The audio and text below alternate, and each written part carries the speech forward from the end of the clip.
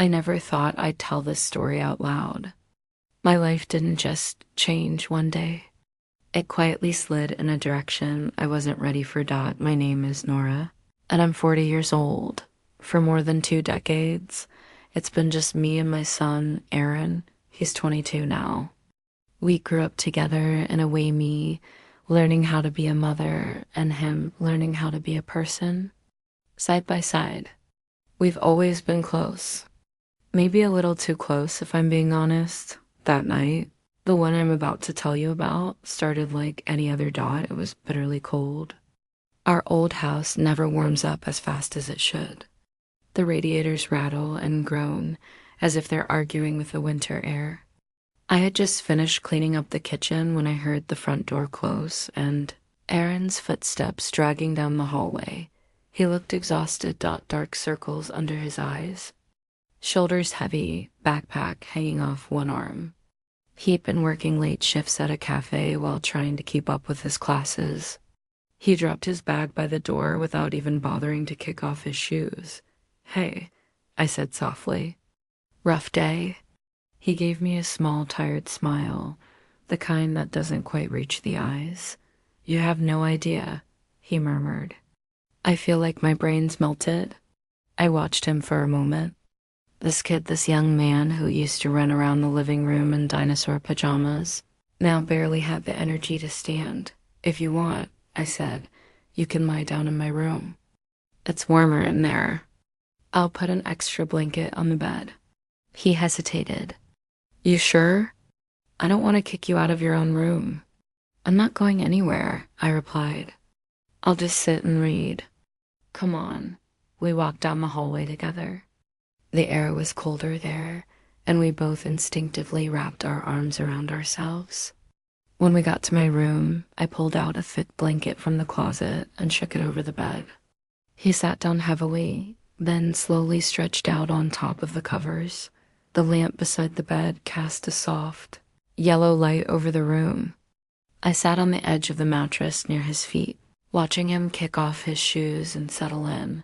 "You're freezing," I said, brushing his hair back from his forehead. "You really need to take better care of yourself." He closed his eyes, breathing deeply. "It's just temporary, Mom. Once exams are over, things will calm down." His voice sounded small in that moment, and it tugged at my heart. For a second, he looked less like a grown man and more like the little boy who used to crawl into my bed after a nightmare, without thinking too hard about it. I shifted back and leaned against the headboard, sitting up beside him. He turned on his side, facing away from me, and I draped the heavy blanket over him. "You good?" I asked. "Yeah," he murmured. "Just stay for a bit?" There was nothing strange in his tone, just tiredness and a need for comfort. I nodded, even though he couldn't see it. "Of course," I said quietly. We stayed like that for a while. I could hear the wind outside scraping against the windows and the faint ticking of the old clock in the hallway. Aaron's breathing slowly became steady, deep, like he was drifting in and out of sleep. At some point, his hand reached back blindly and found mine on the blanket. I froze for a second, surprised, then relaxed when his fingers loosely curled around mine like a child seeking reassurance. There was nothing romantic about it, just a silent, wordless, "Don't go."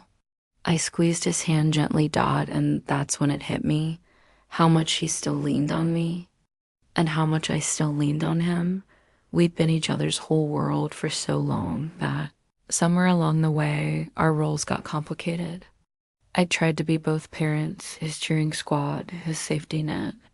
He tried to be my helper, my protector, my emotional support.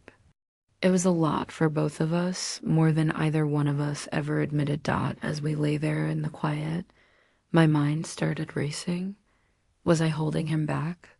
Was he afraid to move on because he thought I'd be alone? Had I made him feel responsible for my happiness without realizing it? His thumb brushed against my hand, barely a movement at all, but it snapped me back into the present. "Aaron?" I whispered. His eyes remained closed, but I could hear he was awake. You know, you don't have to be strong all the time. For me, I mean, he opened his eyes then and rolled onto his back, turning his head slightly to look at me. In the soft light, I could see so much in his expression: fatigue, worry, something like guilt. "I'm sorry if I've been weird lately," he said quietly. I don't know what I'm doing half the time." "You don't have to," I said. "You're figuring it out. That's normal." He held my gaze for a second longer, then looked away, staring up at the ceiling like it might have answers written on it. "I just don't want to disappoint you," he added. "You've done everything for me. Sometimes it feels like if I mess up, it'll break you." Those words hurt more than I expected. Before I could respond, the doorbell rang. The sound cut through the room abruptly, sharp against the soft quiet. Aaron and I both jumped a little. I squeezed his hand once more and slipped off the bed. "I'll get it," I said Dot in the hallway. The air felt colder again. I wrapped my arms around myself as I walked to the front door and opened it. Dot, it was our neighbor. Daniel. He's in his early 50s, always wearing some kind of worn jacket and a kind smile. He's helped me more times than I can count: car troubles, the leaky sink, borrowing tools. Tonight, he stood on the doorstep with his hands shoved into his pockets, his breath visible in the freezing air. "Hey, Nora," he said. "Sorry, hope I'm not bothering you. Just wanted to check in. I know your boiler's ancient and it's freezing out. Thought maybe you were having trouble with the heat again." I let out a breath I didn't realize I was holding. "You have good timing," I admitted. "It's been slow to kick in. Come in, just for a minute." As he stepped inside, I felt something loosen in my chest relief, maybe. It was nice to know someone else was looking out for us. He walked over to the heater in the hallway, tapping it lightly and listening to the pipes. We chatted small talk about the weather, work, the neighborhood while he fiddled with the old system out of the corner of my eye. I noticed Aaron standing at the end of the hallway, leaning against the doorframe of my bedroom. His arms were crossed, his expression unreadable. For a second, our eyes met. There was something tight in his face, not quite anger, not exactly jealousy, more like unease. Like the world around him was shifting and he didn't know where he fit in. "Looks like it's hanging on," Daniel said, straightening up. "But if it gives you trouble again, call me. I've got a space heater you can borrow."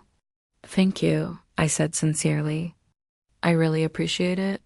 He smiled at me, that familiar, warm smile that said, "You're not alone, even if you feel like it." Then he nodded toward Aaron. "Evening, Aaron," he called. Aaron barely nodded back. "Hey." Once Daniel left and I closed the door, the silence in the house felt heavier than before. I turned to find Aaron still in the hallway, arms still crossed. "You okay?" I asked carefully. He looked away.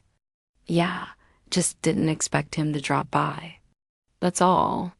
I wanted to push to ask what was really going on in his head. But before I could say anything else, he turned and walked back to his room. His door closed quietly behind him. I stood there for a long moment, staring at the wood grain, feeling a knot tighten in my chest. Something had shifted tonight. Between his exhaustion, the way he'd gripped my hand, his reaction to Daniel showing up, it all added up to a feeling I couldn't ignore. We were stuck, the two of us. And something had to change. A few minutes later, there was a soft knock on my bedroom door. "Come in," I said, trying to steady my voice. Aaron stepped inside. He looked less guarded now, more vulnerable. He sat on the edge of the bed beside me, elbows on his knees, hands clasped together. "I'm sorry," he said, staring at the floor. "I've been weird, and I made things awkward." "I know that. You don't need to apologize for being tired," I replied. "Or stressed. Or human." He let out a breath that sounded almost like a laugh, but there was no joy in it. "It's not just that," he admitted. When Daniel came over, I felt stupidly, I don't know, tense. He shook his head. I sounded rude. You weren't rude, I said. Just quiet. He swallowed, then looked up at me, his eyes full of a jumble of emotions. I guess I'm scared, he said finally. You and me, it's always been us against everything. And I keep feeling like if you start letting other people in, I won't know where I belong anymore. Those words sank deep all this time. I'd been worrying about him leaving the nest, about him not needing me anymore. It hadn't occurred to me that he was afraid of the exact opposite, that I might move on and leave him behind emotionally. Aaron, I said softly, you will always belong with me. I'm your mother. That doesn't change, no matter who else walks into my life. He nodded, but his eyes glistened, and he quickly looked away. I also think, I continued carefully, that we might have blurred some lines over the years. Not in a bad way on purpose, just we leaned on each other so hard that we forgot we're two separate people. He was quiet for a moment. Sometimes I don't know where you end and I begin, he admitted. Like my choices aren't really mine, they're all about what'll make things easier for us. For you, I felt a sting of guilt. I never wanted you to feel responsible for my happiness, I whispered. If I did that to you, I'm sorry. He shook his head. You did your best. I know that. I think I need to learn how to stand on my own. And maybe you need that too. He leaned his head lightly against my shoulder, just like he used to when he was younger. This time it felt different, not because it was wrong, but because we both knew what it meant, Dot. It meant comfort. It meant love. And it also meant goodbye to the version of us that had been stuck for so long. Wrapped an arm around him and held him close. We're allowed to grow, I said softly. Both of us. It doesn't mean we love each other any less. It just means we love each other in a healthier way. We sat there like that in silence for a while. No strange tension, no confusion, just a mother and her son. Both finally admitting that things had been too heavy for too long. After some time, there was another knock at the front door, Dot. We both jumped a little and then laughed. The tension in the room breaking for the first time that night. I'm not moving, Aaron muttered. His head still on my shoulder. I'll handle it, I said. Smiling, I walked to the door and opened it. It was Daniel again, looking a bit sheepish. Sorry, Nora, he said. I realized I forgot to check the thermostat. Sometimes it's just the settings, not the boiler itself. I almost laughed at how ordinary that sounded after the conversation I just had with my son. It's okay, I replied. We're fine, really, but thank you for checking in. It means a lot. He studied my face for a moment, as if he could sense there was more going on than I was saying, but he didn't pry. Well, he said, you know where I am if you need anything. I do, I said. And for the first time in a long time, I felt ready to let that be true. When I closed the door and went back to my room, Aaron was still sitting on the edge of the bed, waiting. How's the hero of the boiler? He asked. I rolled my eyes. Very dramatic, aren't we? He smiled, and this time it reached his eyes. Mom? He said quietly, yeah. Maybe we could, I don't know, find someone to talk to? A therapist or something? Together, just to help us figure this out. I felt my throat tighten. Not with fear this time, but with relief. I'd like that, I said. I really would. That night didn't magically fix everything, but it was the moment we stopped pretending we were fine and started actually doing something about it. Months later, things look different. Aaron still gets tired. He still works hard, but he's learned to say, I need a break, without feeling guilty. He's looking for his own place now, slowly, cautiously, and I'm learning how to let that idea sit in my chest without breaking me and me. I've started letting people in carefully, slowly. Coffee with Daniel now and then. Dinner with coworkers. Little pieces of a life outside of being just mom. We're still close. We still talk. We still hug. But there's more space around us now, healthy space. Looking back, that cold night wasn't the beginning of something forbidden. It was the beginning of us finally untangling a bond that had become too tight. It was the night we decided that loving each other meant giving each other room to grow, not holding on so tightly that neither of us could breathe. And that, I think, is a story worth telling.